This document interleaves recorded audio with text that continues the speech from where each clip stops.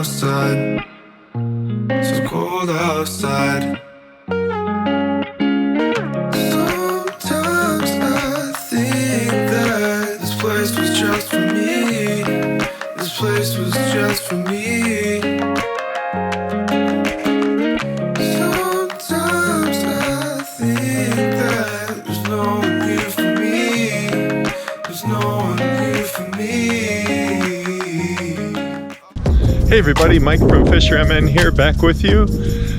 Time for another walk.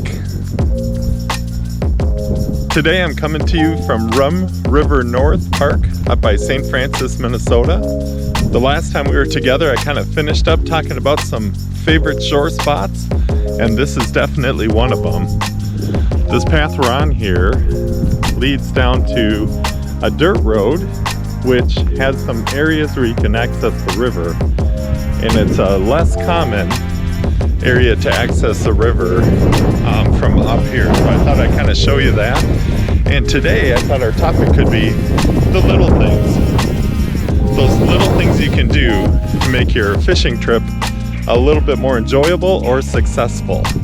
We're kind of going where the pavement ends and the dirt road begins, which is pretty common for some of my fishing adventures, especially early on when I was a shore fisher person. I'll get down to some of my access points here for just to kind of follow up on the shore fishing. Haven't got a lot of questions from all of you, but that's fine. Today I thought, you know, let's talk a little bit about a few things you can do to maybe make your fishing trip go a little better. Just a great view of the Rum River here up by St. Francis, Minnesota. Still have the snow holding off. We got a little bit this morning. When I mentioned that I was a shore fisherman, if you walk on this dirt road here, there's always a few little spots where people have kind of gone down to the river. Here's one of those spots that I talked about where you could access the river if you're a shore fisher person. It all depends on the depth of the river. I feel so far away from everyone, so I can't keep me inside. Every night I come home to my little house. The floor creaks and my window won't shut. Every night I look out to the ceiling fan. The dust collects as it circles back. Every night I come home to my little house. The floor creaks. So as we walk along, one of the things I was thinking of, what can you do to maybe make your, especially kayak trip a little better? But even in a boat, I like to think about boat position. If you watch my videos, you know I love to frog fish.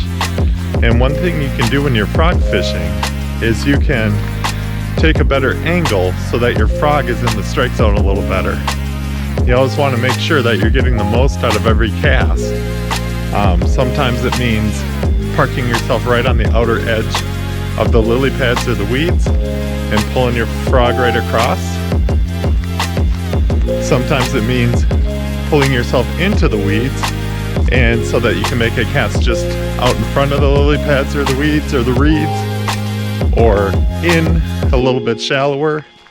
And sometimes you just want to be in as far as you can get to get those fish when they're just cruising the shoreline.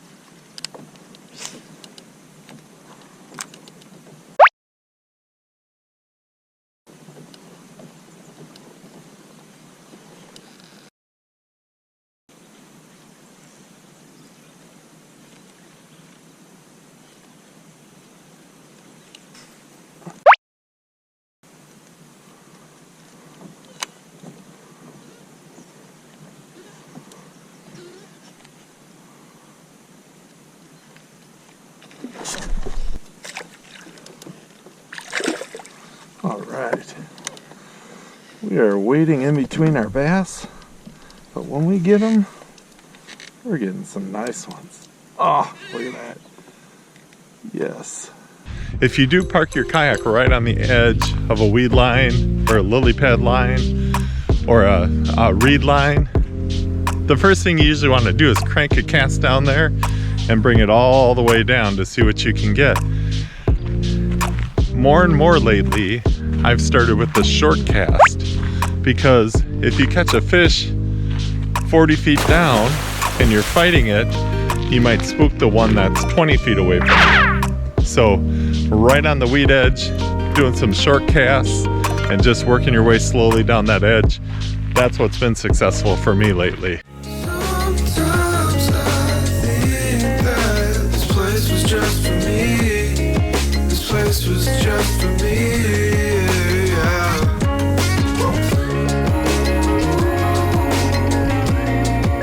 This place was just for me. How's your hook set? I'm a frog fisherman, and that's everything when you're frog fishing. In fact, you might hear me in some of my videos, bad hook set, and that makes me worry because those hooks are pretty stout in the frogs, and you really want to get them into the fish.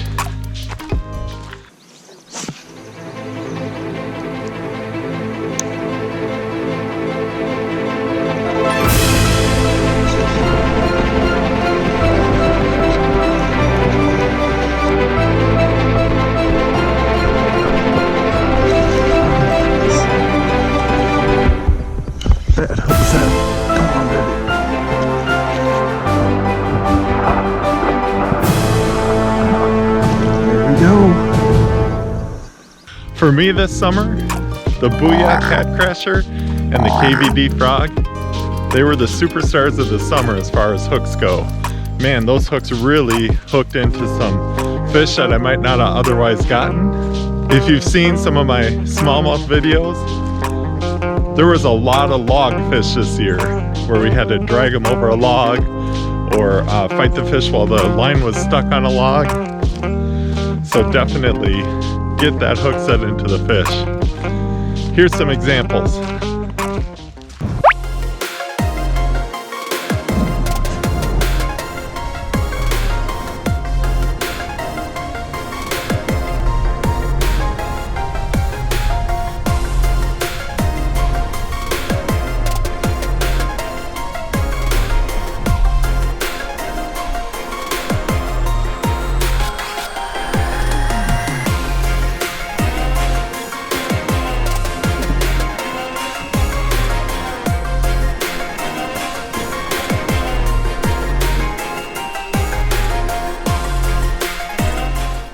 A little pro tip, I guess I could call it, is wear sunglasses.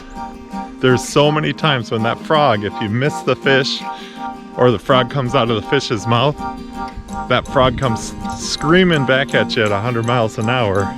You don't want to get a hook in the eye, so wear sunglasses when you are frog fishing for sure. My buddy Don will attest to that. When we were fishing in the Alexandria area this summer, we decided to do some frog fishing, and I had a couple of frogs that I missed the hook set and they went whizzing right by his head. Sorry, Don. This place was just for me. This place was just for me. Sometimes I think that there's no one here for me. There's no one here for me.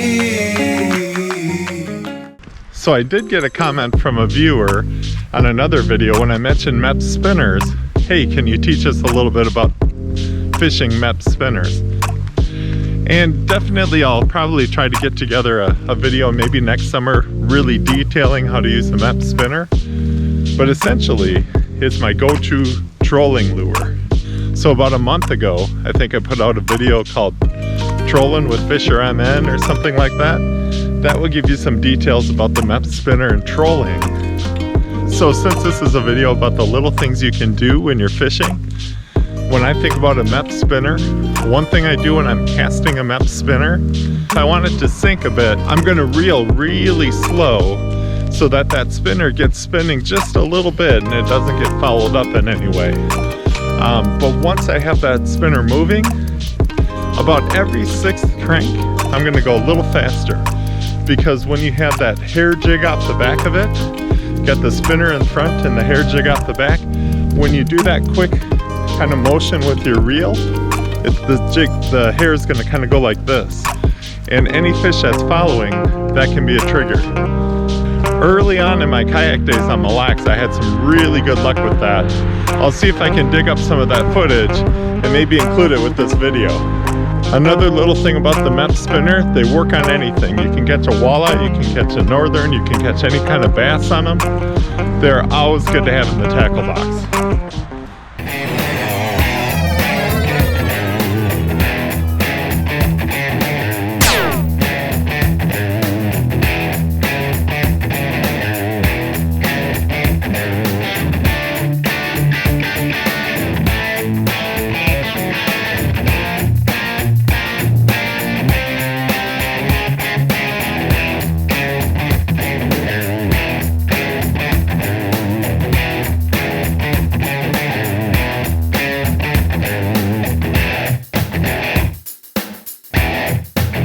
I feel so far away from everyone, so I can't keep me inside.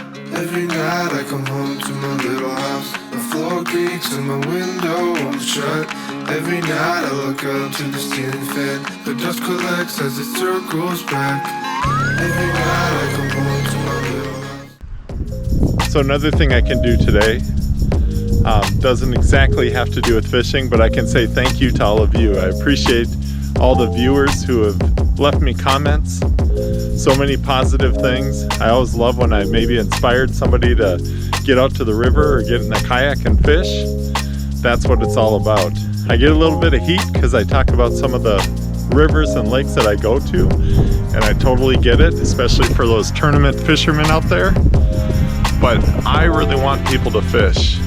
I had a time when I was just getting back into fishing where I didn't have a lot of access to good places to fish, or at least I didn't think I did.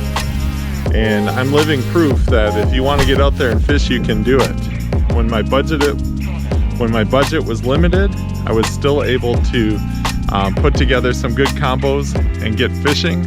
And then once you get out there, you start talking to people, you start learning things, and you find a lot of good spots to fish. Not only just good spots to fish, but great spots to fish. As I feel the cool breeze blowing today, I'm thinking ice fishing's right around the corner. I'm going to try to get some ice fishing videos out this winter. Once again, if there's something you want me to talk about on my walk, let me know. Otherwise, thanks so much for watching. I'll see you next time.